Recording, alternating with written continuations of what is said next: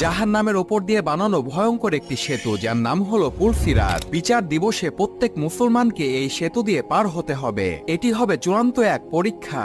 এই সেতুটি জাহান্নামের ওপর দিয়ে বানানো হয়েছে, আর এই সেতুর শেষ প্রান্তে থাকবে জান্নাত। যে ব্যক্তি এই সেতু পার হয়ে যাবে সে ব্যক্তি জান্নাতে চলে যাবে, আর যে ব্যক্তি পুলসিরাত পার হতে গিয়ে নিচে পড়ে যাবে সে ব্যক্তি জাহান্নামে চলে যাবে। সেই দিন মানুষ এই সেতু পার হবে তার ইমানের শক্তিতে ও আমলের ভিত্তিতে। দুনিয়ার জীবনে যে যত বেশি আমল করবে তারা খুব সহজেই এই সেতু পার হয়ে যাবে। মুমিন ব্যক্তিরা এই সেতু আলোর গতিতে পার হয়ে যাবে। আবার কিছু মুমিন ব্যক্তিকে ফেরেশতা এসে নিজ হাতে সাহায্য করে পার করে নিয়ে যাবে।